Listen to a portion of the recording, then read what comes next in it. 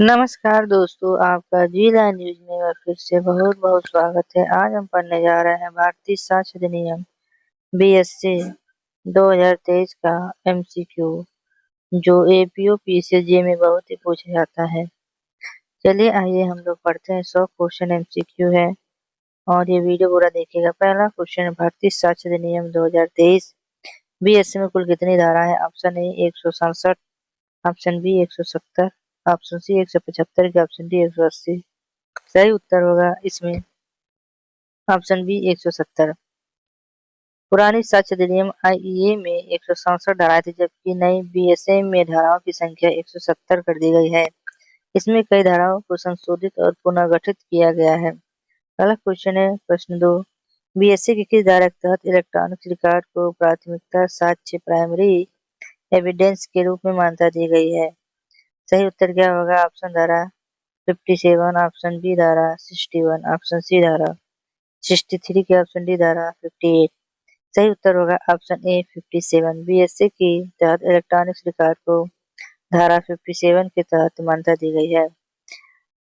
इसकी व्याख्या देख लेते हैं। बीएसए की धारा 57 में 57 स्पष्ट रूप से उल्लेख करती है कि इलेक्ट्रॉनिक या डिजिटल रिकॉर्ड को प्राथमिक साक्ष्य माना जाएगा। यह डिजिटल युग में कानूनी प्रक्रिया को आधुनिक बनाने की दिशा में एक बड़ा कदम है। अगला क्वेश्चन है, नए कानून बीएसए में दस्तावेज डॉक्यूमेंट की परिभाषा में क्या शामिल किया गया है? नए कानून बीएसए के दस्तावेज डॉक्यूमेंट की परिभाषा में क्या शामिल किया गया? ऑप्शन ए हस्तलेख और मुद्रित शब्द, मानचित्र और रेखांक, या सी इलेक्ट्रॉनिक्स रिकॉर्ड और ईमेल, या उपयुक्त सभी। सही उत्तर है कि उपयुक्त सभी। हस्तलेख, मुद्रा, शब्द, मानचित्र, रेखांक, इलेक्ट्रॉनिक रिकॉर्ड और ईमेल भी। बीएससी की धारा 21D के तहत दस्तावेज की परिभाषा को व्यापक बनाया गया है। अब इसमें कागजी दस्तावेजों के साथ साथ email, server log, computer output और स्मार्टफोन के संदेश भी शामिल हैं।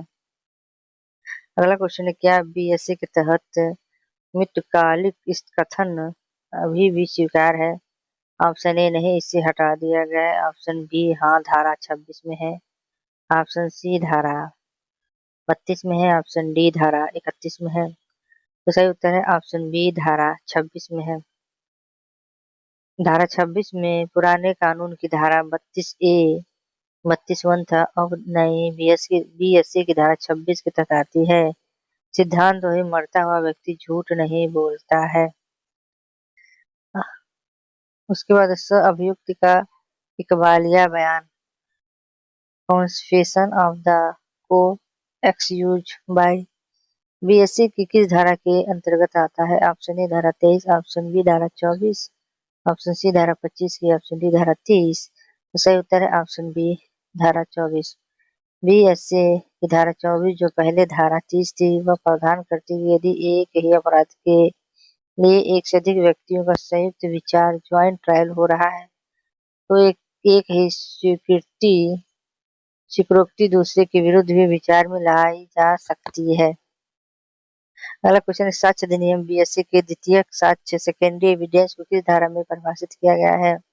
ऑप्शन ए धारा 58, ऑप्शन बी धारा 59, ऑप्शन सी धारा 60, ऑप्शन डी धारा 62। सही उत्तर है ऑप्शन बी धारा ऑप्शन ए धारा 58। इसका सही उत्तर होगा धारा 58। 58 द्वितीयक साक्ष्य के रूप में बताते, इसमें प्रतियों, कापियों और मौखिक वेदांत को शामिल किया गया है, जो मूल दस्तावेज की अनुपस्थिति में पेश किया जाएगा। अगला क्वेश्चन है, डिजिटल साक्ष्य की ग्रहता के लिए प्रमाण पत्र सर्टिफिकेट की आवश्यकता किस धारा में है? ऑप्शन ए धारा 63, ऑप्शन बी धारा 65, ऑप्शन सी धारा 67 की, ऑप्शन डी धारा 70। सही उत्तर है ऑप्शन ए धारा 63। सूचना प्रौद्योगिकी के महत्व को देखते हुए धारा 63 इलेक्ट्रॉनिक साक्ष्य को प्रमाणित करने के लिए विशेष प्रक्रिया और प्रमाण पत्र की अनिवार्यता बताती है। सही उत्तर होगा धारा ए 63। डिजिटल साक्ष्य की ग्रहता, उसके बाद तथ्यों की प्रासंगिकता से संबंधित प्रावधान बीएसए में कहाँ से शुरू होती है? ऑप्शन ए धारा 1 से 10, ऑप्शन बी धारा 4 से 50, क्या ऑप्शन सी धारा 10 से 60, क्या ऑप्शन डी धारा 5 से 15। ऑप्शन सही उत्तर है ऑप्शन बी धारा 4 से 50। बीएसएस के अध्याय में सेकेंड में धारा 4 से 50 तक की उन परिस्थितियों का वर्णन है जहां एक तथ्य दूसरे तथ्य से सुसंगत रिलेटिव माना जाता है। धारा 4 से 50 तक। हालांकि क्या पुलिस अधिकारी के सामने दी गई सुकृतिक साक्ष्य की मान्य है? हाँ, पूरी तरीके से। ऑप्शन ए, ऑप्शन बी, ये नहीं। धारा 23 के तहत वर्जित है। ऑप्शन सी, केवल यही मजिस्ट्रेट मौजूद हो। ऑप्शन डी, बी और सी दोनों। तो सही उत्तर क्या है? ऑप्शन डी, बी और सी दोनों। बीएसएस की धारा 23 पुरानी धारा 25 के अनुसार पुलिस को दी गई तो चौकावृत्ति साक्ष्य नहीं जब तक कि वह मजिस्ट्रेट की साक्षात उपस्थित में न किया गया हो तब तक मान्य नहीं होगा। Option D. ऑप्शन अगला क्वेश्चन है हमारा। ऑप्शन निबंधन का सिद्धांत बीएसएस की किस धारा में दिया गया? ऑप्शन ए धारा 115, ऑप्शन बी धारा 121, या ऑप्शन सी धारा 130, या ऑप्शन डी धारा 120। सही उत्तर है ऑप्शन बी धारा 121। पुराने आईए की धारा 115 अब नए धारा बीएसएस की धारा 121 बन गई है। यह व्यक्ति को अपने द्वारा दिए गए बयानों या किए गए कार्यों से मुकरने से रोकती है। अब इसमें देखते हैं कि विषयवार वस्तुओं का वर्गीकृत भी किया गया, उसको आप देख सकते हैं वह कि प्रारंभ और परिभाषाएं धारा 102 में है। सुसंगत तथ्यों का सुसंगत धारा 150 में है। साक्ष्य के रूप में मौखिक दस्तावेजी धारा 51 से 93 में है। साक्ष्य का भार साक्ष्यों की परीक्षा साक्ष्य का भार 104 से 120 धारा में है और साक्ष्यों की परीक्षा धारा 137 से 170 के बीच में है। अब देखते हैं अगला क्वेश्चन क्या है। रेस जेस्ट का सिद्धांत बीएसएस की किस धारा में समाहित है?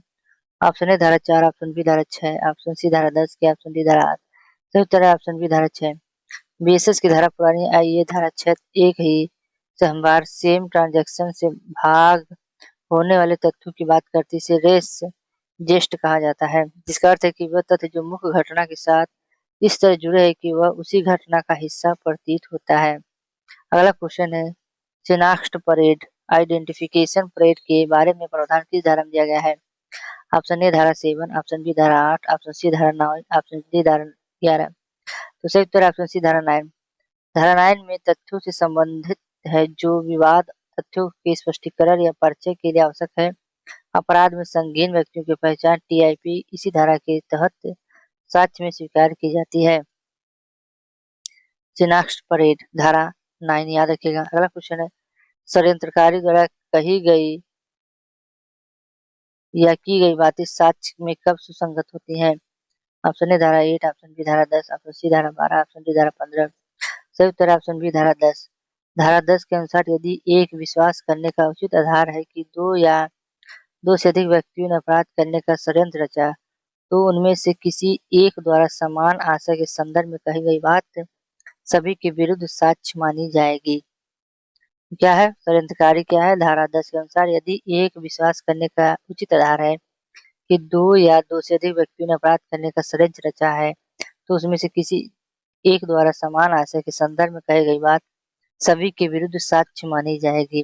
धारा 10 में है अन्य उपस्थिति का साक्ष्य किस धारा के तहत दिया जाता है? ऑप्शन ए धारा 11, ऑप्शन बी धारा 13, ऑप्शन सी धारा 10, 14, ऑप्शन डी धारा 16। सही उत्तर है ऑप्शन ए धारा 11।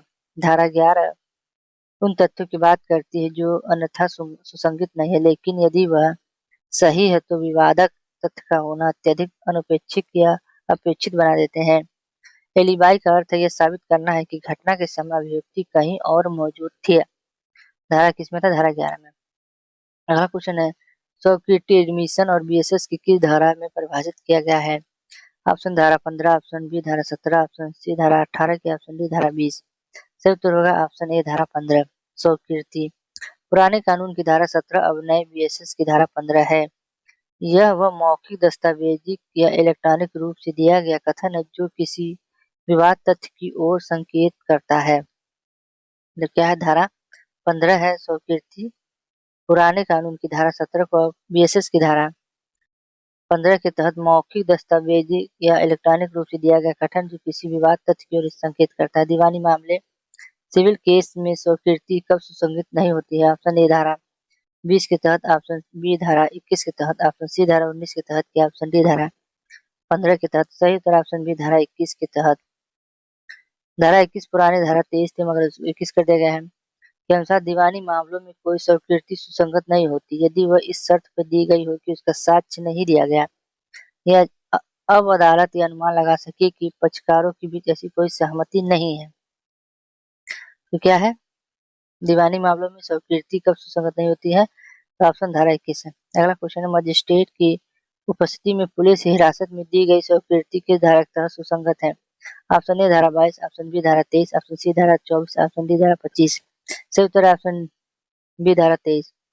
बीएसएस की धारा 23 पुरानी धारा 26 थी, स्पष्ट करती है कि पुलिस की कस्टडी में दी गई कोई भी स्वीकृति तब तक साक्ष्य नहीं होगी जब तक कि वो मजिस्ट्रेट की समक्ष उपस्थित ना की गई हो। उसके बाद ऑप्शन अगला क्वेश्चन है 18 कि अभियुक्ति से प्राप्त जानकारी में कितना भाग साबित किया जा सकता है? ऑप्शन ए धारा 25, ऑप्शन बी धारा 26, ऑप्शन सी धारा 27 की ऑप्शन डी धारा 23। सही उत्तर है ऑप्शन ए धारा 25। पुराने कानून में प्रसिद्ध धारा 27 अब बीएसएस की धारा 25 हो गई है। इसके तहत पुलिस को दी गई जानकारी का केवल उतना ही हिस्सा साबित किया जा सकता है जिसमें किसी नई वस्तु की बरामदगी हुई हो। सही उत्तर क्या है? धारा 25 ऑप्शन ए। कि इसके तहत पुलिस को दी गई जानकारी का केवल उतना ही हिस्सा साबित किया जा सकता है जिसमें किसी नई वस्तु की बरामदगी हो। अगला क्वेश्चन, किसी व्यक्ति की मानसिक या शारीरिक दशा दर्शाने वाले तथ्य कहाँ सुसंगत है? Mental and physical condition. Option A धारा 12, ऑप्शन बी धारा 14, ऑप्शन सी धारा 13 की ऑप्शन डी धारा 11। सही उत्तर है ऑप्शन बी धारा 14। धारा 14 के उन तथ्यों की प्रासंगिकता बताती जो मन की दशा जैसे आशय, ज्ञान, सद्भावना या शरीर की दशा जैसे बीमारी या चोट का दर्द को प्रकट करती है। क्या धारा 14। अगला क्वेश्चन है, क्या स्वीकृति निबंधन के रूप में कार्य करती है? ऑप्शन ए नहीं, कभी नहीं, ऑप्शन बी हाँ धारा 29 के तहत, ऑप्शन सी केवल आपराधिक मामलों में हाँ, ऑप्शन डी धारा हाँ धारा केवल 20 के तहत। सही उत्तर का ऑप्शन बी हाँ धारा 29 के तहत। क्या स्वीकृति निबंधन के रूप में कार्य करती है?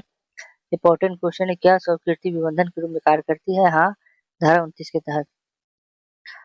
हाँ धारा 29 के तहत बीएसएस की धारा 29 पुरानी धारा 31 थी कि स्वीकृति उन विषयों पर निश्चित निश्चातक सबूत को नहीं लेकिन वह निबंधन के रूप में कार्य कर सकती है जिससे व्यक्ति अपने बयान से मुकर नहीं सकता है। अगला क्वेश्चन हमारा क्या है कि भारतीय साक्ष्य अधिनियम 2023 में बीएससी की किस धारा के अनुसार साक्ष्य के दो प्रकार होते हैं? मौखिक दस्तावेज और मौखिक और दस्तावेजी। ऑप्शन ए धारा 52, ऑप्शन बी धारा 55, ऑप्शन सी धारा 51 की ऑप्शन डी धारा 60। सही उत्तर ऑप्शन सी धारा 51। ऑप्शन सी में क्या लिखा है कि धारा 51 पुरानी धारा 3 को स्पष्ट करती है कि साक्ष्य दो प्रकार के होते हैं। दस्तावेजी साक्ष्य की परिभाषा अब डिजिटल रिकॉर्ड तक विस्तारित किया गया है।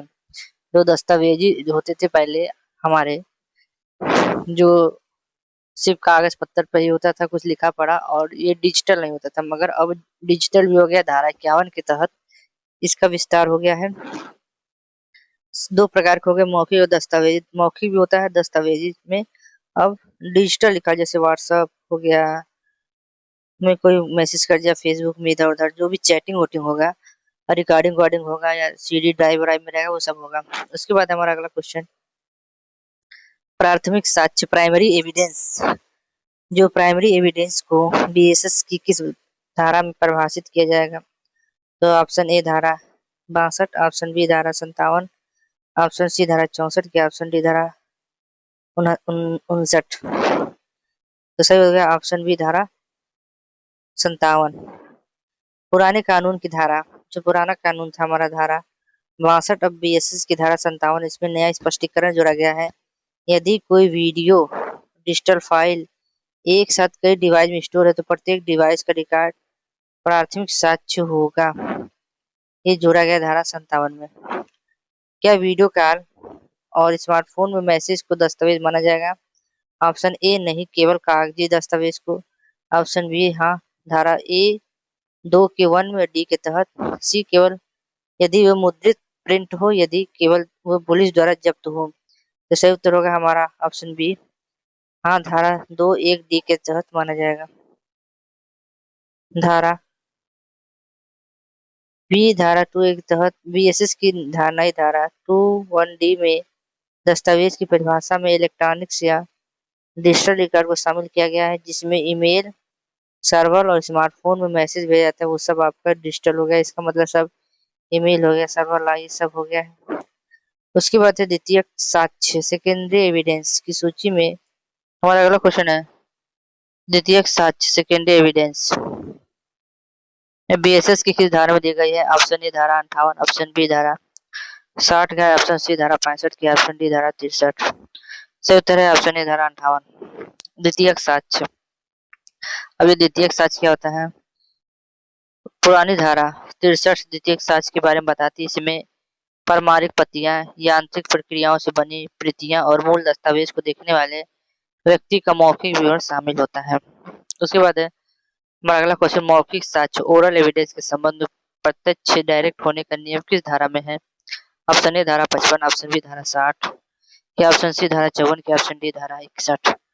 इसका सही उत्तर होगा ऑप्शन बी धारा 60। धारा 60 पुरानी धारा 60 का मूल सिद्धांत अपवर्त, इसमें कोई परिवर्तन नहीं किया गया। जो पुरानी धारा 60 थी वही इसमें है। इसमें मौखिक साक्ष्य ओरल एविडेंस,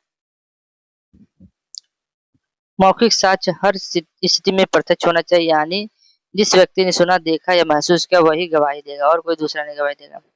उसके बाद है इलेक्ट्रॉनिक्स रिकॉर्ड की स्वीकार्यता के लिए प्रमाण पत्र का प्रारूप किस धारा के तहत आवश्यक है। ऑप्शन ए धारा 63, ऑप्शन बी धारा 65 बी, ऑप्शन सी धारा 70 की, ऑप्शन डी धारा 67। सही उत्तर है ऑप्शन ए 63। पुराने साक्ष्य अधिनियम के प्रसिद्ध धारा 65 बी को अब धारा 63 के रूप में सरल और संशोधित किया गया है। यह डिजिटल साक्ष्य पेश करने के लिए प्रमाण पत्र की अनिवार्यता बताती है। अगर आप कोई साक्ष्य पेश कर रहे हैं तो उसका प्रमाण पत्र सर्टिफिकेट भी आपको बनवाना पड़ेगा। उसके बाद है ऑप्शन क्वेश्चन नंबर 27 है, सार्वजनिक दस्तावेज पब्लिक डॉक्यूमेंट को अब बीएसएस की किस धारा में परिवर्तित किया गया है। ऑप्शन ए धारा 72, ऑप्शन बी धारा 74, ऑप्शन सी धारा 71 की, ऑप्शन डी धारा 75। सही उत्तर है ऑप्शन बी धारा 74। सार्वजनिक दस्तावेज पब्लिक डॉक्यूमेंट को बीएसएस की धारा 74 में परिभाषित किया गया है। धारा 74 उन दस्तावेजों के बारे में जो संप्रभुत्व प्राधिकारी, सरकारी निकायों या न्यायालयों में के रिकॉर्ड का हिस्सा है। अन्य सभी दस्तावेज निजी दस्तावेज कहलाते हैं। अगला क्वेश्चन है क्वेश्चन नंबर 28 है कि 30 साल पुराने दस्तावेज के लिए के बारे में उपधारणा अब बीएसएस की किस धारा में है। 30 साल पुराने, तो ऑप्शन ए धारा 90, ऑप्शन बी धारा 87, ऑप्शन सी धारा 92 की, ऑप्शन डी धारा 89, 89। सही उत्तर है ऑप्शन ए धारा 90, 30 साल। धारा 90 के तहत यदि कोई 30 साल पुराना दस्तावेज सही अभिरक्षा प्रॉपर कस्टडी में पेश किया जाता है तो न्यायालय ये मान सकता है कि उसका सिग्नेचर या लेखन सही है। एक इसमें लिखा है 30 साल पुराने धारा 90 में। डिजिटल हस्ताक्षर, डिजिटल सिग्नेचर के बारे में न्यायालय की उपधारा किस धारा में। ऑप्शन ए धारा 85 बी, ऑप्शन बी धारा 86, ऑप्शन सी धारा 67 ए या ऑप्शन डी धारा 85। इसका सही उत्तर है ऑप्शन डी धारा 85। व्याख्या है कि धारा 85 पुरानी 85 ए और 85 बी का संयोजन डिजिटल समझौता और इलेक्ट्रॉनिक सिग्नेचरों की सत्यापता के बारे में कानूनी उपधारा प्रदान करता है। डिजिटल सिग्नेचर के बारे में धारा 85 बताता है। उसके बाद है दस्तावेजी साक्ष्य तथा मौखिक साक्ष्य का अपवर्जन कहाँ दिया गया। ऑप्शन ए धारा 91, ऑप्शन बी धारा 94, ऑप्शन सी धारा 95 की, ऑप्शन डी धारा 92। इसका सही उत्तर है ऑप्शन ए धारा 91। दस्तावेजी साक्ष्य तथा मौखिक साक्ष्य का अपवर्जन धारा ए में 91 बताया गया है।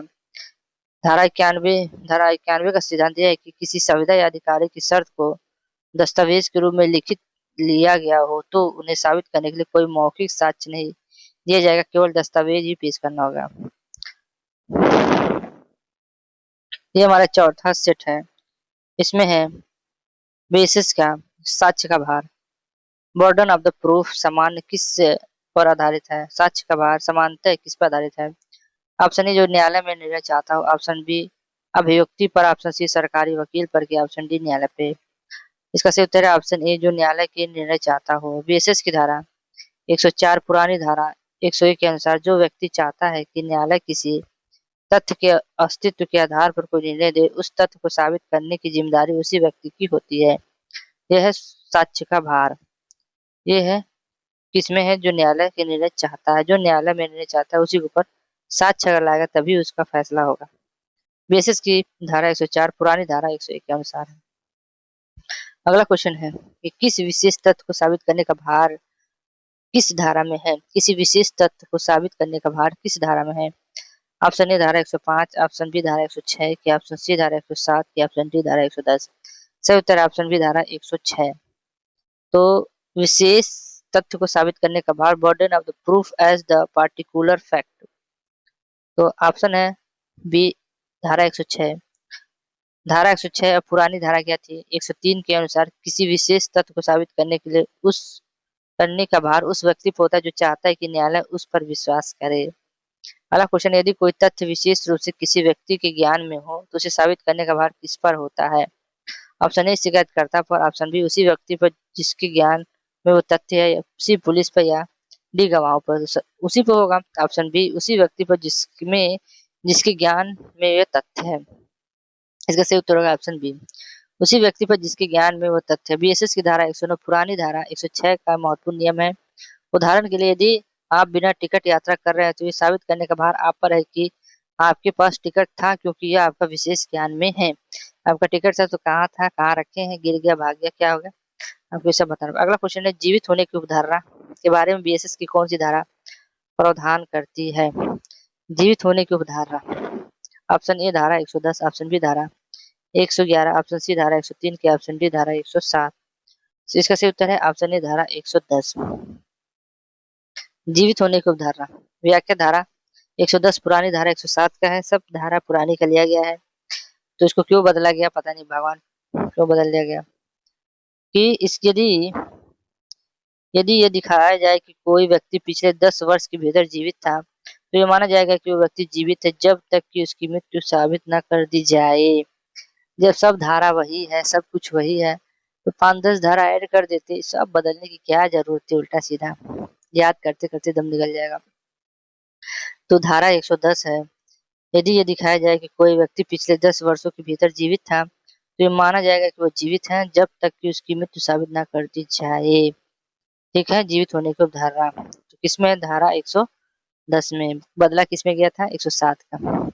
अगला क्वेश्चन है 7 वर्ष जिस व्यक्ति के बारे में सुना ना गया उसे मृत मान लिया जाए, यह किस धारा में है?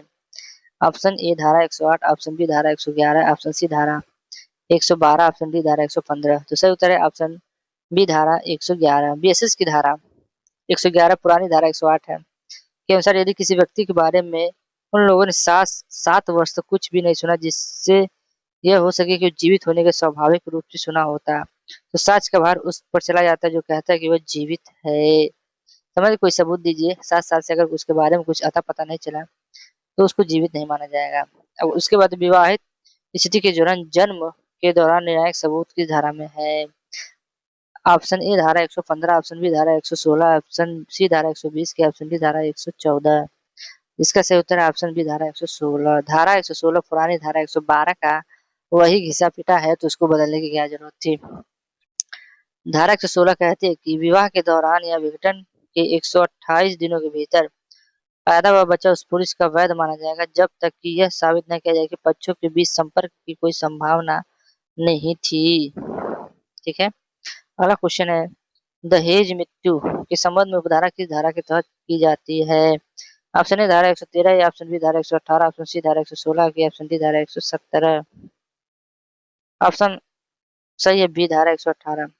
पुराने कानून की धारा 113 बी अब बीएसएस की धारा 118। यदि मृत्यु से ठीक पहले महिला को दहेज के लिए प्रताड़ित किया जाता है तो न्यायालय यह मान लेता है कि मृत्यु अभियुक्त द्वारा कारित की गई थी। अगला क्वेश्चन है विबंधन एस्टोपल के सिद्धांत बीएसएस की किस धारा में दिया गया है? ऑप्शन ए धारा 115, ऑप्शन बी धारा 121, ऑप्शन सी धारा 125 की, ऑप्शन डी धारा 118। ऑप्शन सही उत्तर है ऑप्शन बी धारा 121। धारा 121 पुरानी धारा 115 का सिद्धांत यह है कि यदि आपने अपने कथन या आचरण से किसी को कुछ विशेष विश्वास दिलाना है तो आप बाद में अपनी बात से मुकर नहीं सकते हैं। किसमें? धारा 121 में। अगला क्वेश्चन है धारा, क्या एक से अपराधी एक सक्षम गवाह है? ऑप्शन ए नहीं, वह गवाही नहीं दे सकता है। ऑप्शन बी धारा धारा 138 के तहत, ऑप्शन सी धारा 133 के तहत, ऑप्शन डी धारा केवल यदि यदि वह निर्दोष साबित हो। क्या एक सह अपराधी एक सक्षम गवाह है? सही उत्तर है ऑप्शन बी धारा 138 के तहत। हाँ, धारा 138 के तहत बीएसएस की धारा 138 पुरानी धारा 133 के अनुसार सह अपराधी अभियुक्त के विरुद्ध एक सक्षम गवाह जो केवल उसकी गवाही के आधार पर दी गई सजा अवैध नहीं होगी। अगला क्वेश्चन है, गवाहों की संख्या नंबर ऑफ द विटनेस के बारे में क्या नियम है? कम से कम 2 गवाह अनिवार्य है, किसी विशिष्ट संख्या की आवश्यकता नहीं है। ऑप्शन सी केवल एक चश्मदीद गवाह पर्याप्त है। ऑप्शन डी धारा 139 के अनुसार बी और सी दोनों। सही उत्तर है ऑप्शन डी धारा 139 के अनुसार बी और सी दोनों। बी क्या है? केवल विशिष्ट संख्या, कोई विशिष्ट संख्या की आवश्यकता नहीं है। ऑप्शन सी केवल एक चश्मदीद गवाह पर्याप्त है। गवाहों की संख्या। अगला क्वेश्चन है, धारा 139 पुरानी धारा 134 स्पष्ट करती है कि किसी भी मामले में किसी भी तथ्य को साबित करने के लिए गवाहों की कोई विशेष संख्या आवश्यक नहीं होती। साक्ष्य की गुणवत्ता मायने रखती, संख्या क्वांटिटी नहीं मायने रखती। आपको क्या लगता है? अपना कमेंट करके जरूर बताएं। ये हमारा सेट 5 है। बीएसएस भारतीय साक्ष्य अधिनियम 2023 में बदला गया। पुरानी धारा को नई धारा में बदल दिया गया। पता नहीं क्या बदला गया है। में 1-2 धारा ऐड कर देते, नाम चेंज करते, पूरा बदल के उल्टा पुल्टा कर दिया गया है। मैं तो जब बनूंगा तो फिर से सब सेट करके जो पहले था, जो नई धारा जोड़ी गई उसको एक लाइन में कर दूंगा। बार बार ये सब पागलपन है। गवाहों की परीक्षा का सही क्रम क्या है? प्रति परीक्षा, मुख्य परीक्षा, पुनः परीक्षा। बी है मुख्य परीक्षा, प्रति परीक्षा, पुनः परीक्षा। सी है मुख्य परीक्षा, पुनः परीक्षा, प्रति परीक्षा। डी कोई भी क्रम अपनाया जा सकता है। ऑप्शन बी सही है, मुख्य परीक्षा, प्रति परीक्षा, पुनः परीक्षा। बीएसएस की धारा 141 जो पुरानी धारा 138 के अनुसार गवाह की पहली मुख्य परीक्षा एग्जामिनेशन इन चीफ होती है, फिर विपक्षी दल की उसकी प्रति परीक्षा होती है। यदि आवश्यक ना हो तो अंत में पुनः परीक्षा री एग्जामिनेशन की कराया जाता है। तो पहले होता है मुख्य परीक्षा, फिर प्रति परीक्षा, फिर पुनः परीक्षा। अगला क्वेश्चन, सूचक प्रश्न लीडिंग क्वेश्चन को बीएसएस की किस धारा में परिभाषित किया गया? ऑप्शन ए धारा 142, ऑप्शन बी धारा 144, ऑप्शन सी धारा 146 के, ऑप्शन डी धारा 141। सही उत्तर है ऑप्शन बी धारा 144। धारा 144 पुरानी धारा 141 के अनुसार यदि भी कोई भी प्रश्न जो उत्तर को सुझाता हो जिसे पूछने वाला व्यक्ति प्राप्त करना चाहता है, सूचक प्रश्न कहलाता है। फिर सुन लीजिए, कोई भी प्रश्न जो उस उत्तर को सुझाता है जिसे पूछने वाला व्यक्ति प्राप्त करना चाहता है, सूचक प्रश्न कहलाता है। अगला क्वेश्चन है, मुख्य परीक्षा। मुख्य परीक्षा में सूचक प्रश्न कब पूछे जा सकते हैं? अगला क्वेश्चन है, कभी नहीं। ऑप्शन बी है केवल न्यायालय की अनुमति से। ऑप्शन सी है केवल उन मामलों में जो निर्विवाद हो। ऑप्शन डी बी और सी दोनों। सही उत्तर क्या होगा? ऑप्शन डी बी और सी दोनों। की बी है केवल न्यायालय की अनुमति में, या सी केवल उन मामलों में जो निर्विवाद हो। ऑप्शन सी जो बीएसएस की धारा 148 थी पुरानी धारा 142 के अनुसार न्यायालय की अनुमति से उन तथ्यों पर सूचक प्रश्न पूछे जा सकते हैं जो परिचयात्मक हो या इंट्रोडक्टरी हो या निर्विवाद हो, अनडिस्प्यूट हो, उस पर ही क्वेश्चन पूछे जा सकते हैं। अगला क्वेश्चन है, प्रति परीक्षा में सूचक प्रश्न कब पूछे जा सकते हैं? ऑप्शन ए है केवल न्यायालय की अनुमति से। केवल बी है किसी भी समय पूछे जा सकते हैं। ऑप्शन सी बिल्कुल नहीं पूछे जा सकते। ऑप्शन डी केवल यदि गवाह झूठा बोल रहा हो, झूठ बोल रहा हो। तो सही उत्तर क्या होगा? ऑप्शन बी किसी भी समय पूछे जा सकते हैं।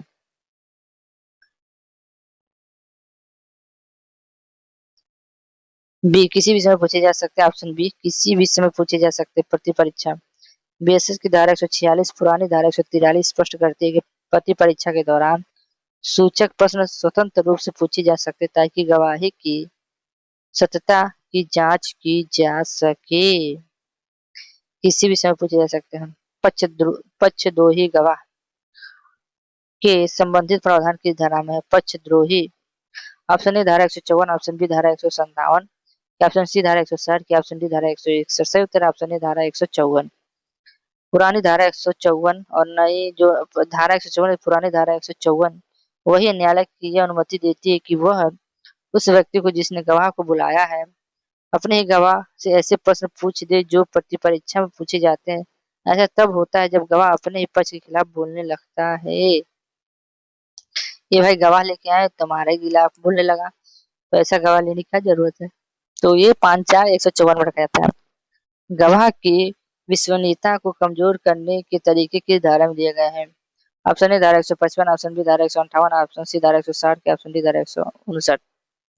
सही उत्तर ऑप्शन बी धारा 159। बीएसएस की धारा 159 पुरानी धारा 155 के तहत विपक्षी दल या न्यायालय की अनुमति से स्वयं का पक्षकार गवाह की विश्वसनीयता पर सवाल उठा सके, जैसे साबित करना कि गवाह रिश्वत खाकर बोल रहा है। अरे भाई रिश्वत खा के नहीं बोलना चाहिए। अगला क्वेश्चन, स्मृति ताजा करना रिफ्रेशिंग मेमोरी किस धारा के अंतर्गत आता है? ऑप्शन ए धारा 159, ऑप्शन बी धारा 162, ऑप्शन सी धारा 165, के ऑप्शन डी धारा 161।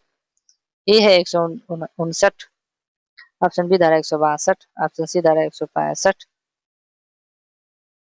के ऑप्शन डी धारा 161। सही उत्तर ऑप्शन बी धारा 162। धारा 162 पुरानी धारा 159 के अनुसार यदि एक गवाह परीक्षा के दौरान अपनी स्मृति ताजा करने के लिए किसी ऐसे दस्तावेज को देख सकता है जो उसने स्वयं उस घटना के समय लिखा था, तो क्या होगा? धारा 162 के होगा। स्मृति ताजा करने के लिए धारा 162 होगा। न्यायालय की प्रश्न पूछने की शक्ति किस धारा में है? ऑप्शन ए धारा 165, ऑप्शन बी धारा 168, ऑप्शन सी धारा 170, के ऑप्शन डी धारा 163। सही उत्तर ऑप्शन बी धारा 168। पुराने कानून की प्रसिद्ध धारा 165 और बीएसएस की धारा 168 में है। यह न्यायाधीश को असीमित शक्ति देता है कि वह सत्य का पता लगाने के लिए किसी भी गवाह या पक्षकार से किसी भी समय कोई भी प्रश्न चाहे वह सुसंगत हो या ना हो पूछ सकता है। 168। सही उत्तर क्या है? 168। अनु, अनुचित साक्ष्य के ग्रहण किए जाने या अस्वीकार किए जाने का नया विचार न्यू ट्रायल कब होता है? ऑप्शन ए हर स्थिति में, ऑप्शन बी केवल यदि इसका निर्णय एक महत्वपूर्ण प्रभाव पड़ा हो, ऑप्शन सी कभी नहीं, या ऑप्शन डी धारा 170 के अनुसार। अनुचित साक्ष्य, तो सही उत्तर है ऑप्शन डी धारा 170 के अनुसार।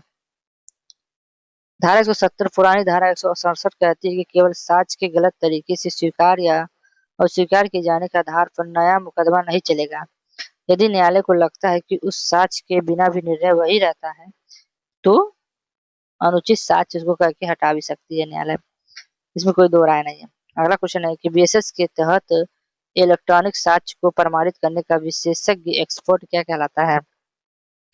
ऑप्शन ए धारा 45 का विशेषज्ञ, ऑप्शन बी धारा परीक्षक, ऑप्शन सी धारा digital forensic officer, option D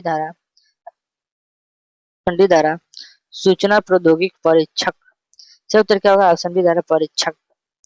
examiner of the evidence BSS की धारा 39 और धारा 63 के संदर्भ में इलेक्ट्रॉनिक रिकॉर्ड की सत्यता की पुष्टि करने के लिए सरकार द्वारा अधिसूचित परीक्षक या राय सुसंगत मानी जाती है। सही उत्तर क्या होगा? ऑप्शन बी परीक्षक। बीएसएस के इलेक्ट्रॉनिक साक्ष्य को प्रमाणित करने का विशेषज्ञ क्या कहलाता है? परीक्षक कहलाता है। ये हमारा छठवां सिक्स सेट है भारतीय साक्ष्य अधिनियम। इसका अगला क्वेश्चन है, विवाहित महिला द्वारा आत्महत्या से दुष्प्रेरण की अवधारणा किस धारा में है? ऑप्शन ए धारा 114, ऑप्शन बी धारा 117, ऑप्शन सी धारा 118, या ऑप्शन डी धारा 111। सही उत्तर होगा ऑप्शन बी धारा 117। विवाहित महिला द्वारा आत्महत्या के दुष्प्रेरण की अवधारणा किस धारा में है?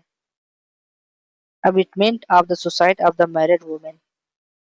ऑप्शन बी है धारा 117। बीएसएस की धारा 117 पुरानी धारा 113 बी के अनुसार यदि किसी महिला के विवाह के 7 वर्ष के भीतर आत्महत्या कर ली हो, ये दिखाता है कि उसके पति या रिश्तेदार ने उसके साथ क्रूरता की थी, जो न्यायालय यह मान सकता है कि ऐसी आत्महत्या के लिए उसे उकसाया गया हो।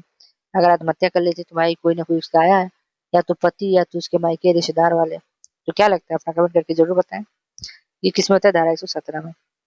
अक्षम गवाह इनकॉम्पिटेंट विटनेस कौन हो सकता है? एक बच्चा, एक अत्यंत वृद्ध व्यक्ति, या सी मानसिक रूप से अस्वस्थ व्यक्ति जो प्रश्नों को समझ नहीं सकता, कि ऑप्शन डी उपरोक्त सभी केवल तर्कसंगत उत्तर ना दे सके। सही उत्तर क्या होगा? ऑप्शन डी, उपरोक्त सभी। तो बीएसएस की धारा 118 के अनुसार ये सभी व्यक्ति गवाही देने के सक्षम है जब तक कि न्यायालय को यह न लगे कि कम उम्र, अत्यधिक बुढ़ापे या बीमारी के कारण वह पूछे गए प्रश्नों को समझने या उनका तर्कसंगत उत्तर देने में असमर्थ है। तो क्या होगा? अक्षम गवाह कहलाएगा धारा 118 के तहत।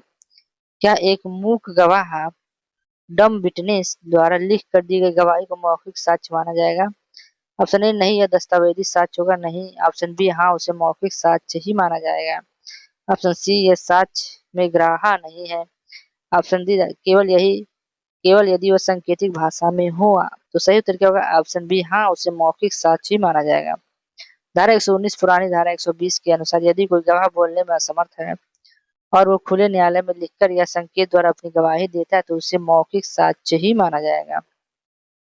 इसमें धारा 119 में उसके बाद न्यायाधीशों और मजिस्ट्रेटों को उनके न्यायिक आचरण के बारे में प्रश्न कब पूछे जा सकते हैं? ऑप्शन ए, कभी नहीं। ऑप्शन बी, केवल उनके वरिष्ठ न्यायालय के विशेष आदेश पर। ऑप्शन सी, किसी भी मामले के समान रूप से। क्या ऑप्शन डी, यदि अभियुक्त उसकी मांग करे। सही उत्तर होगा ऑप्शन बी, केवल उनके वरिष्ठ न्यायालय के विशेष आदेश पर। धारा क्या है? धारा 101 पुरानी धारा 121 थी और नई धारा भी 121 के अनुसार किसी भी न्यायाधीश या मजिस्ट्रेट को उन बातों के उत्तर देने के लिए विवश नहीं किया जाएगा जो उनकी अदालत में अपने पद पर रहते हुए देखी या की है, जब तक कि वरिष्ठ न्यायालय का विशेष आदेश ना हो। समझ गए? अगला क्वेश्चन है, विवाहित स्थिति के दौरान किया गया संचार को प्रकट करने से कब तक रोका जा सकता है? Communication during marriage. Option A, धारा 120 के तहत। ऑप्शन बी, धारा 122 के तहत। ऑप्शन सी, धारा 125 के तहत। के ऑप्शन डी, धारा 121 के तहत। सही उत्तर है ऑप्शन बी, धारा 122 के तहत। धारा 122 पुरानी धारा 122 के अनुसार पति या पत्नी को विवाह के दौरान एक दूसरे को दी गई किसी भी जानकारी को प्रकट करने के लिए विवश नहीं किया जाएगा जब तक कि जानकारी देने वालों की सहमति न हो। अपवाद है कि एक दूसरे के विरुद्ध मुकदमे में। अगला क्वेश्चन है, राज्यों के मामले के बारे में साक्ष्य से संबंधित सुरक्षा किस धारा में है? Evidence as the affair of the state. Option A, धारा 123। ऑप्शन बी, धारा 124। ऑप्शन सी, धारा 126 की। ऑप्शन डी, धारा 122। उत्तर है ऑप्शन ए, धारा 123। धारा 123 के अनुसार राज्य के अघोषित अधिकारियों अधिकार से कोई भी साक्ष्य तब तक नहीं दिया जाएगा तब तक कि संबंधित विभाग के प्रमुख की अनुमति न हो। सही उत्तर क्या है? ऑप्शन ए, धारा 123 है। राज्यों के मामले में साक्ष्य से संबंधित सुरक्षा की धारा में धारा 123। राज्य के अघोषित अधिकारी अधिकार से कोई भी साक्ष्य तब तक नहीं दिया जाएगा जब तक कि संबंधित विभाग के प्रमुख की अनुमति न हो। अगला क्वेश्चन है, व्यावसायिक संचार के तहत वकील को अपने मुकव्विल की बातें गुप्त रखने का अधिकार किस धारा में है? तो ऑप्शन ए, धारा 125। ऑप्शन बी, धारा 126 के। ऑप्शन सी, धारा 129 के। ऑप्शन डी, धारा 124। सही उत्तर क्या है? धारा 126। धारा 126 और पुरानी धारा 126 के तहत कोई भी बैरिस्टर, वकील या अटॉर्नी अपने मुकव्विल द्वारा दी गई जानकारी को प्रकट नहीं करेगा। अपवाद यदि संचार किसी अपराध को आगे बढ़ाने के लिए किया गया हो तो। नहीं तो ये रखता नहीं अपने पास। अपराध होने के बारे में जानकारी देने वाले मुखबिर का नाम उजागर न करने का विशेषाधिकार किस धारा में है? ऑप्शन ए, धारा 124। ऑप्शन बी, धारा 125 के। ऑप्शन सी, धारा 128 के। ऑप्शन डी, धारा 130। से उत्तर क्या है? ऑप्शन बी, धारा 125। धारा 125 पुरानी धारा 125 के अनुसार किसी मजिस्ट्रेट या पुलिस अधिकारियों को यह बताने के लिए विवश नहीं किया जाएगा कि उन्हें किसी अपराध के होने की सूचना कहाँ से प्राप्त है। धारा 125 पुरानी धारा 125 के अनुसार किसी मजिस्ट्रेट या पुलिस अधिकारी को ये बताने के लिए विवश नहीं किया जाएगा कि उन्हें किस अपराध के होने की सूचना कहाँ से प्राप्त हुई है। मगर सब पूछ ही लेते हैं, बता ही देते हैं। अगला क्वेश्चन है, साक्ष्य अधिनियम के तहत प्रमाणिक प्रतियों का उत्पादन किस धारा में है? Certificate copy. ऑप्शन ए, धारा 76। ऑप्शन बी, धारा 77। ऑप्शन सी, धारा 75 के। ऑप्शन डी, धारा 80। सही उत्तर क्या? ऑप्शन बी, धारा 77। प्रमाणित प्रतियों। धारा 77 के अनुसार लोक दस्तावेजों की प्रमाणिक प्रतियों को उनके मूल के स्थान पर साक्ष्य के रूप में पेश किया जा सकता है। अगला क्वेश्चन है, विशेषज्ञ की राय। बीएसएस किस धारा के तहत सुसंगत है? ऑप्शन ए धारा 45, ऑप्शन बी धारा 39, ऑप्शन सी धारा 40 के ऑप्शन डी धारा 42। सही उत्तर क्या होगा? ऑप्शन बी धारा 39, 39। पुराने कानून की धारा 45 को अब बीएसएस की धारा 39, जो पुराना कानून था इसमें क्या बदला गया है? यह विदेशी कानून विज्ञान, कला, लिखावट या उंगलियों के निशान विशेषज्ञों की राय को सुसंगत बनाती है। तो विशेषज्ञ की राय क्या होगी? धारा 39 होगी। जो पुराना कानून था 45 था, मगर अब उसको बीएसएस की धारा 39 में विदेशी कानून विज्ञान, कला, लिखावट या उंगलियों के निशान फिंगर इम्प्रेशन के विशेषज्ञों की राय को सुसंगत बनाती है। अगला क्वेश्चन है हमारा सेट 7 है। जैसे दीवानी मामलों सिविल केस में अच्छा चरित्र साबित करना कब सुसंगत होता है? ऑप्शन ए हमेशा सुसंगत होता है, ऑप्शन बी कभी सुसंगत नहीं होता है, ऑप्शन सी केवल जब चरित्र आपके विवादक तथ्य हो, अगला है ऑप्शन डी केवल जब वादी इसकी मांग करे। सही उत्तर क्या होगा? ऑप्शन सी केवल जब चरित्र अपने अपने आप में विवादक तथ्य हो। व्याख्या बीएसएस की धारा 50 के अनुसार दीवानी मामलों में यह तथ्य किसी व्यक्ति का चरित्र ऐसा है कि उसे आरोपित आचरण की संभावना है या नहीं विसंगत है, सिवाय उन मामलों में जहां चरित्र की मुख्य मुद्दा जैसे मानहानि के मामले। दीवानी मामलों में जो सिविल केस होते हैं, अच्छा चरित्र साबित करना कब सुसंगत होता है? ऑप्शन सी केवल जब चरित्र अपने आप में विवादक तथ्य हो। बीएसएस की धारा 50 के अनुसार दीवानी मामलों में यह तथ्य कि किसी व्यक्ति का चरित्र ऐसा है कि उसे आरोपित आचरण की संभावना है या नहीं विसंगत है, सिवाय उन मामलों में जहां चरित्र का मुख्य मुद्दा हो जैसे मानहानि हो, मारपीट में अगर ऐसा हो तो सुसंगत नहीं होगा, आप एक अपराधी ही कहलाएंगे। बस मानहानि आपने कर दिया है तो इसका आपका होगा। उसके बाद अगला क्वेश्चन है आपराधिक मामलों में अभियुक्ति का पूर्ववर्ती अच्छा चरित्र क्या है? ऑप्शन ए सुसंगत, ऑप्शन बी विसंगत, ऑप्शन सी केवल सजा कम करने के लिए उपयोगी के ऑप्शन डी न्यायालय के विवेक पर निर्भर। सही उत्तर क्या होगा? ऑप्शन ए सुसंगत, रिलेवेंट।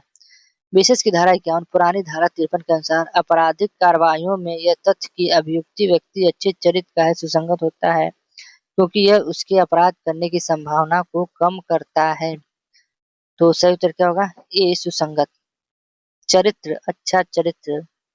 अगला क्वेश्चन, क्या आपराधिक मामलों में पूर्ववर्ती बुरा चरित्र साक्ष्य में दिया जा सकता है? अगर आपने पूर्वोत्तर में गलत काम किया है, पिछले 1-2 साल, 5 साल, 10 साल में अगर आप गलत काम करते हैं, अगर आपने कभी भी गलत काम किया है तो साक्ष्य में दिया जा सकता है? हाँ, हमेशा नहीं, जब तक कि अच्छे चरित्र का साक्ष्य न दिया गया हो, केवल संगीन अपराधों में या डी केवल यदि पुलिस इसकी अनुमति दे। सही उत्तर क्या होगा? Option B. ऑप्शन बी होगा इसका कि अगर सामने वाला अच्छा चरित्र का देता है तो आप भी अच्छे बुरे चरित्र का साक्ष्य दे सकते हैं। बीएस की धारा 52 के अनुसार बुरा चरित्र तब तक सुसंगत नहीं जब तक कि यह साबित न किया जाए कि अभियुक्ति का चरित्र अच्छा है। हालांकि बुरा चरित्र ही विवादक तथ्य हो तो साबित किया जा सकता है। जैसे आप जो गलत काम किए हैं उसको तो पेश करके कहेगा ये तो डाकू है, पहले चोरी किया अभी चोरी किया है।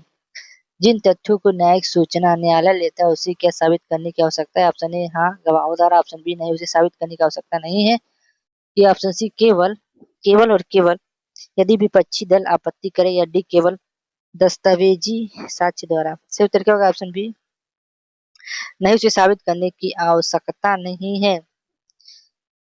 बीएसएस की धारा 54 पुरानी धारा 56 स्पष्ट करती है कि जिन तथ्यों की न्यायालय न्यायिक सूचना लेगा उन्हें साबित करने की आवश्यकता नहीं होती। वह सार्वभौमिक रूप से ज्ञात तथ्य होते हैं, उन्हें साबित करने या कुछ करने की आवश्यकता नहीं होती है। न्यायालय सब जानता है। अगला क्वेश्चन है 65, न्यायालय को किस तथ्यों की न्यायिक सूचना अनिवार्य रूप से देनी चाहिए? ऑप्शन ए भारत में लागू सभी कानून, कि बी ऑप्शन सशस्त्र बलों के युद्ध के नियम, या ऑप्शन सी भौगोलिक विभाग या राष्ट्रीय ध्वज की उपयुक्त सभी, डी। सही उत्तर है ऑप्शन डी उपयुक्त सभी। भारत में लागू सभी कानून, सशस्त्र बलों के युद्ध के नियम, भौगोलिक विभाग और राष्ट्रीय ध्वज, या डी उपयुक्त सभी। सही उत्तर है उपयुक्त सभी। जो बीएसएस की धारा है बीएसए बीएसए की धारा 55 पुरानी धारा 57 इन विषयों में लंबी दूरी देती है जिन्हें न्यायालय को बिना सबूतों के स्वीकार करना चाहिए। जैसे भारत का संविधान सार्वजनिक अवकाश और सांसद की कार्रवाई तो पुरानी धारा 57 और नई धारा 55 में स्वीकार करना चाहिए। स्वीकृति स्वीकृति तथ्य फैक्ट एडमिटेड को साबित करने की आवश्यकता के बारे में क्या नियम है? ए, उन्हें शपथ पत्र द्वारा साबित करना होगा। ऑप्शन बी, उन्हें साबित करने की आवश्यकता नहीं है। सी, उन्हें केवल लिखित में ही स्वीकार किया जा सकता है कि धारा 58 के तहत अनिवार्य प्रमाण पत्र चाहिए। स्वीकृति तथ्य ऑप्शन बी है, उन्हें साबित करने की कोई आवश्यकता नहीं। भाई पहले से साबित है, क्यों साबित करेंगे? तो बीएसएस की धारा 56 पुरानी धारा 58 के अनुसार यदि किसी मामले में पक्षकार या उसके एजेंट सुनवाई के समय किसी तथ्य को स्वीकार कर लेते तो उन्हें साक्ष्य द्वारा साबित करने की आवश्यकता नहीं है। भाई बीएसएस की धारा 56 में पुरानी धारा 58 के अनुसार यदि किसी मामले में पक्षकार या उसके एजेंट सुनवाई के दौरान किसी तथ्य को स्वीकार कर लेते तो उसे साक्ष्य द्वारा साबित करने की कोई आवश्यकता नहीं है। अगला क्वेश्चन है कि हियरे एविडेंस का या सुनी सुनाई बातें सामान्य साक्ष्य के ग्राही क्यों नहीं है? ऑप्शन ए, क्योंकि धारा 60 का उल्लंघन करती है, क्योंकि मौखिक साक्ष्य प्रत्यक्ष होना चाहिए, क्योंकि बोलने वालों की प्रति परीक्षा नहीं की जा सकती है, या डी उपयुक्त सभी। तो सही है उपयुक्त सभी। बीएसएस की धारा 60 का मुख्य सिद्धांत है कि मौखिक साक्ष्य प्रत्यक्ष होना चाहिए। सुनी सुनाई बातें विश्वसनीय नहीं होती, क्योंकि मूल सूचना देने वाला व्यक्ति न्यायालय के समक्ष शपथ नहीं होता, शपथ ग्रहण नहीं कर सकता, शपथ नहीं ले सकता। अगला क्वेश्चन है कि दस्तावेजों की अंतर्वस्तु कंटेंट ऑफ द डॉक्यूमेंट को कैसे साबित किया जा सकता है? केवल ऑप्शन ए, केवल प्राथमिक साक्ष्य द्वारा। ऑप्शन बी, केवल द्वितीयक साक्ष्य द्वारा की। ऑप्शन डी, की प्राथमिक या द्वितीयक साक्ष्य द्वारा किया जा सकता है। कि ऑप्शन डी, मौखिक साक्ष्य द्वारा। तो उत्तर क्या होगा? ऑप्शन सी, प्राथमिक या द्वितीयक साक्ष्य द्वारा दस्तावेजों की अंतर्वस्तु किया जा सकता है। बीएसएस की धारा 59 पुरानी धारा 61 के अनुसार दस्तावेजों की अंतर्वस्तु को या प्राथमिक मूल दस्तावेज या द्वितीयक साक्ष्य द्वारा साबित किया जा सकता है। इसके बीएसएस की धारा बीएसए की धारा 59। अगला क्वेश्चन है हस्तलेख विशेषज्ञ हैंडराइटिंग एक्सपर्ट की राय किस धारा के तहत ली जाती है? धारा 39, धारा 45 की, धारा 47 की, धारा 38। सही उत्तर है ऑप्शन है धारा 39। पुराने कानून की धारा 45 और अब बीएसए की धारा 39 या न्यायालय को अनुमति देती कि वह लिखावट या सिग्नेचरों की पहचान के लिए किसी विशेष की मदद ले सकता है, विशेषज्ञ की मदद ले सकता है। अगला क्वेश्चन है डिजिटल सिग्नेचर की सत्यता के लिए प्रमाणित अधिकारी सर्टिफाई अथॉरिटी की राय कहाँ सुसंगत है? ऑप्शन ए धारा 48 है, धारा बी 43 की, ऑप्शन सी धारा 39 की, ऑप्शन डी धारा 45। से उत्तर है ऑप्शन बी धारा 43। बीएसएस की धारा बीएसए की धारा 43 के अनुसार जब न्यायालय को किसी व्यक्ति के इलेक्ट्रॉनिक सिग्नेचर के बारे में राय बनानी हो तो प्रमाणित अधिकारी की राय तथा सुसंगत तथ्य होता है। इलेक्ट्रॉनिक से जो होता है सिग्नेचर। अगला क्वेश्चन, ये हमारा सेट 8 हो गया है।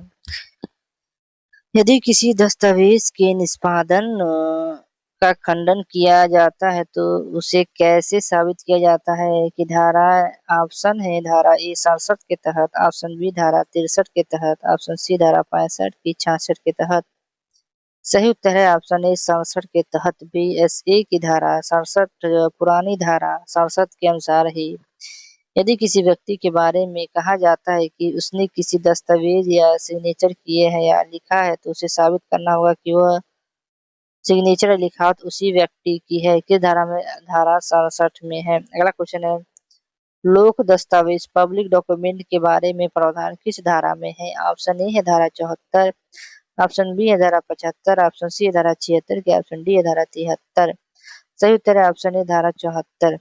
धारा 74 उन सभी दस्तावेजों को लोक दस्तावेज क्या है? धारा 74 ऑप्शन ए सही है। धारा 74 उन दस्तावेजों को लोक दस्तावेज मानती जो किसी सरकारी विभाग, न्यायालय या लोक अधिकारी के पास रिकॉर्ड के रूप में रखे जाते हैं। उदाहरण के लिए एफआईआर, चार्जशीट या कोर्ट का फैसला।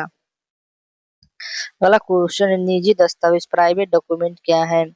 ऑप्शन ई जो धारा 74 में नहीं आते, जो केवल व्यक्तिगत उपयोग के लिए हो। ऑप्शन सी है जो वकीलों द्वारा तैयार किए गए हो। ऑप्शन डी धारा 75 के अनुसार ए और बी क्या है जो धारा 74 में नहीं आते। और ऑप्शन बी जो केवल व्यक्तिगत उपयोग के लिए हो। सही उत्तर क्या होगा? ऑप्शन ए जो धारा 74 में नहीं आते हैं। बीएसए की धारा 75 स्पष्ट करती है कि सभी दस्तावेज जो लोक अदालत में नहीं हुए निजी दस्तावेज कहलाते हैं, जैसे दो व्यक्तियों के बीच अनुबंध या वसीयत। ठीक है, दो व्यक्तियों के बीच अनुबंध या वसीयत ही होती है। अगला क्वेश्चन क्या है? प्रमाणित प्रति या सर्टिफिकेट कॉपी द्वारा लोक दस्तावेज को साबित करना किस धारा में होता है? जो प्रमाणित प्रतियां हैं उन्हें लोक दस्तावेज को साबित करने के लिए क्या करना पड़ेगा? किस धारा के अंतर्गत आता है? तो ऑप्शन ए है धारा 76, ऑप्शन बी है धारा 77, ऑप्शन सी है धारा 78 के ऑप्शन डी धारा 79। सही उत्तर क्या है? ऑप्शन बी धारा 77। 77 इसका सही उत्तर है कि जो प्रमाणित प्रतियां को साबित करना। धारा 77 के अनुसार लोक दस्तावेजों की अंतर्वस्तु को उनके प्रमाणित प्रतियों के उत्पादन द्वारा साबित किया जा सकता है, मूल दस्तावेज लाने की आवश्यकता नहीं होती है। अगला क्वेश्चन है, क्या न्यायालय यह मान सकता है कि प्रमाणित प्रति असली है, सर्टिफाई कॉपी? हाँ, धारा 79 के तहत हाँ नहीं उसे साबित करना होगा। ऑप्शन सी केवल यदि वह डिजिटल रूप में हो। ऑप्शन डी हाँ धारा 81 के तहत। सही उत्तर क्या? धारा 79 के तहत 79 के तहत जो पुरानी धारा 79 थी, न्यायालय यह उपधारा करेगा कि हर दस्तावेज जो प्रमाणित प्रति के रूप में कानून ग्रह व असली है। जैसे खतौनी का प्रमाणित करा लेते हैं तो वो मानता है कि यह असली है। राजपत्र और समाचार पत्रों के बारे में न्यायालय की क्या उपधारा है? ऑप्शन ए वो हमेशा झूठे माने जाते हैं। ऑप्शन बी धारा 81 के तहत वो असली माने जाते हैं। ऑप्शन सी उन्हें गवाहों द्वारा साबित करना अनिवार्य है। या ऑप्शन डी धारा 80 के तहत उनकी कोई कानूनी मान्यता नहीं है। ऑप्शन बी इसका सही ऑप्शन 81 कि वो दोनों असली माने जाते हैं। धारा 81 के अनुसार न्यायालय राजपत्रों, समाचार पत्रों और संसद की कार्यवाहियों की प्रतियों के असली होने की उपधारणा करता है। ऑप्शन सी क्या है? अगला क्वेश्चन है 77, मुख्तारनामा पावर ऑफ द अटॉर्नी के बारे में न्यायालय की उपधारा किस धारा में है? ऑप्शन ए धारा 82 के, ऑप्शन बी धारा 85 के, ऑप्शन सी धारा 88 के, ऑप्शन डी धारा 84। सही उत्तर क्या होगा? ऑप्शन बी धारा 85। धारा 85 के अनुसार यदि कोई मुख्तारनामा नोटरी पब्लिक या किसी सक्षम प्राधिकारी द्वारा प्रमाणित हो तो न्यायालय यह मानेगा कि यह विधिवत निष्पादन किया गया है, यह एक असली है। अगला क्वेश्चन क्या है? डिजिटल साक्ष्य के ग्रहता के लिए प्रमाण पत्र देने वाला व्यक्ति कौन होना चाहिए? ऑप्शन ए केवल एक राजपत्रीय अधिकारी, ऑप्शन बी कंप्यूटर सिस्टम का प्रभारी व्यक्ति, या ऑप्शन सी मामले की जांच अधिकारी, या ऑप्शन डी धारा 63 के तहत बी और सी दोनों में कोई भी हो सकता है। भाई कौन हो सकता है? डिजिटल साक्ष्य के ग्रहता के प्रमाण पत्र देने वाला व्यक्ति कौन होना चाहिए? सही उत्तर है ऑप्शन बी कंप्यूटर सिस्टम का प्रभारी व्यक्ति होना चाहिए। बीएसए की धारा 63 के अनुसार इलेक्ट्रॉनिक साक्ष्य का पत्र उस व्यक्ति द्वारा सिग्नेचर होना चाहिए जो कि संबंधित डिवाइस या डेटा के प्रबंधन की जिम्मेदारी हो। समझ गए? अगला क्वेश्चन, मानचित्रों या चार्टों, मैप या चार्ट की सत्यता के बारे में उपधारा किस धारा में है? ऑप्शन ए धारा 83, ऑप्शन बी धारा 84, ऑप्शन सी धारा 87 के, ऑप्शन डी धारा 82। से उत्तर को क्या होगा? ऑप्शन ए धारा 83। धारा 83 के अनुसार यदि कोई नक्शा या चार्ट सरकार के अधिकार के तहत बनाया गया है तो न्यायालय यह मान सकता है कि वह सही है। 83 के अनुसार चार्ट सरकार के अधिकार के तहत बनाया गया तो न्यायालय मानेगा भैया सही है। इलेक्ट्रॉनिक संदेश, इलेक्ट्रॉनिक मैसेज के संचरण के बारे में धारा की धारा में? ऑप्शन ए धारा 88 है, 85 है, 90 या 89।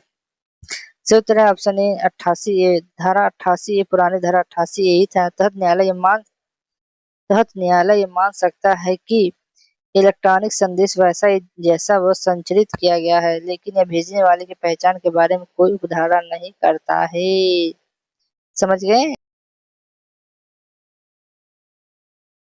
अगला क्वेश्चन है कि भारतीय हमारा अगला सेट है 9 है, जिसमें क्वेश्चन है किसी अपराध के अपवादों के अंतर्गत आने वाले मामले को साबित करने का भार किस पर होता है? न्यायालय पे, अभियोजन पर, अभियुक्त पर, या गवाहों पर? ऑप्शन सी अभियुक्त पर।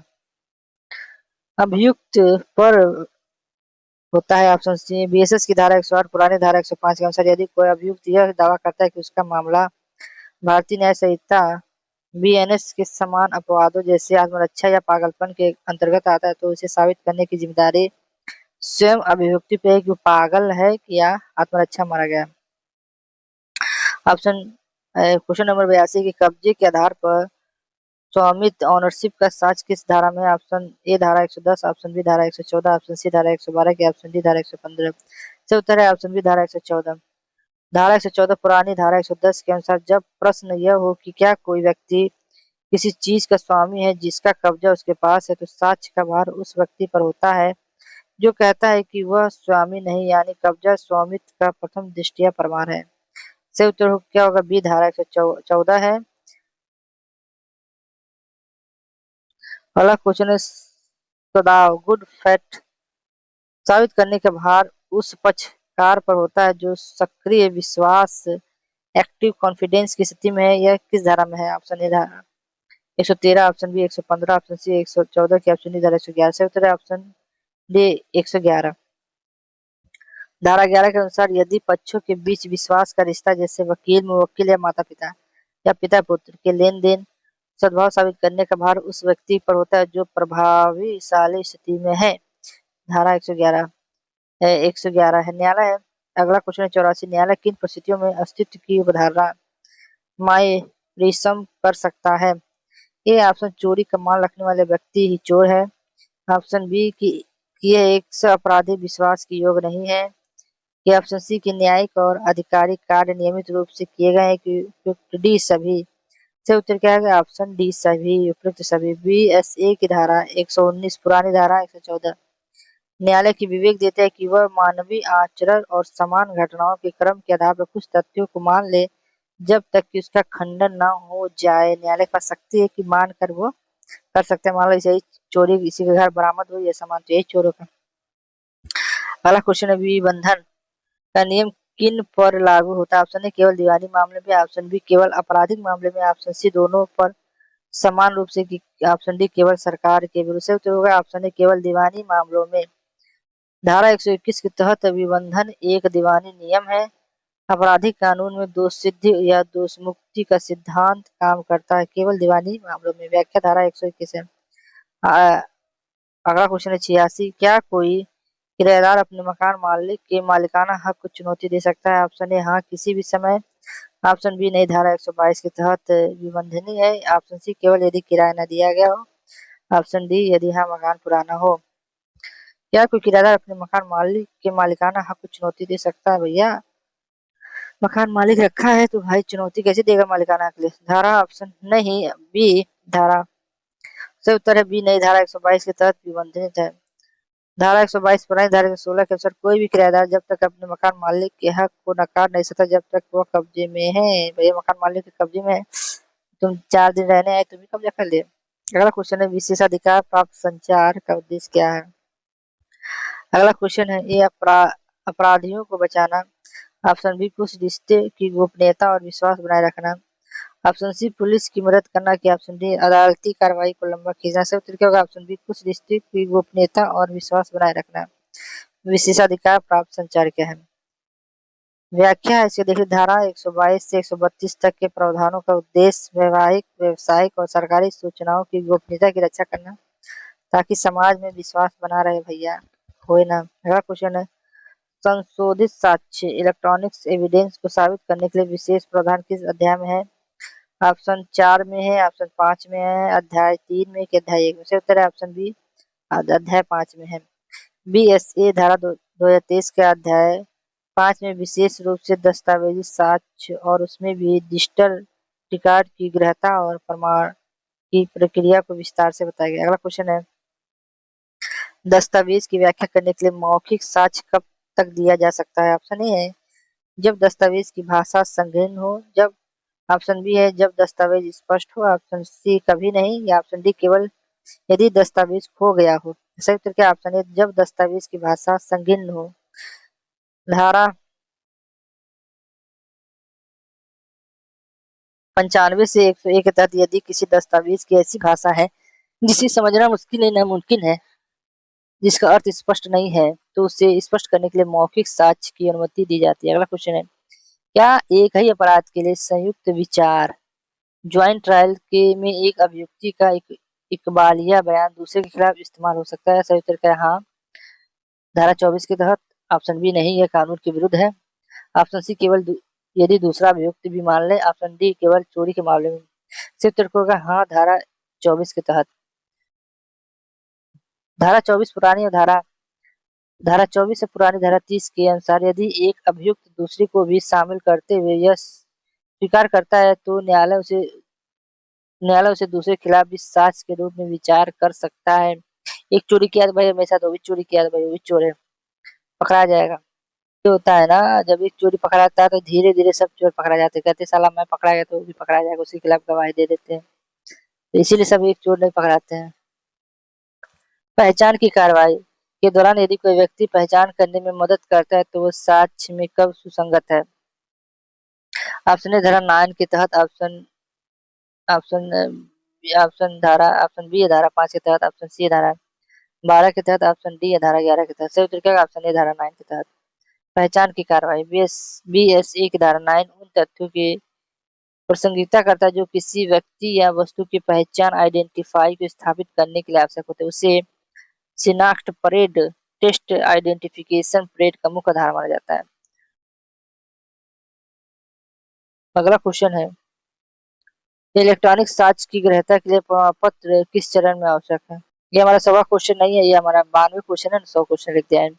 ऑप्शन ए केवल अपील के दौरान। ऑप्शन बी साक्ष्य की पेश करते समय। ऑप्शन सी केवल यदि आरोपी मांग करे कि। ऑप्शन डी निर्णय सुनाते। सही उत्तर क्या होगा? ऑप्शन बी साक्ष्य को पेश करते समय इलेक्ट्रॉनिक साक्ष्य की ग्रहता के लिए प्रमाण पत्र किस चरण में आवश्यक है? सिर्फ साक्ष्य को पेश करते समय। BSA की धारा 63 के अनुसार किसी भी डिजिटल साक्ष्य को स्वीकार करने के लिए उसका प्रमाण पत्र साक्ष्य पेश करते समय ही संलग्न होना चाहिए ताकि उसकी सत्यता की पुष्टि की जा सके।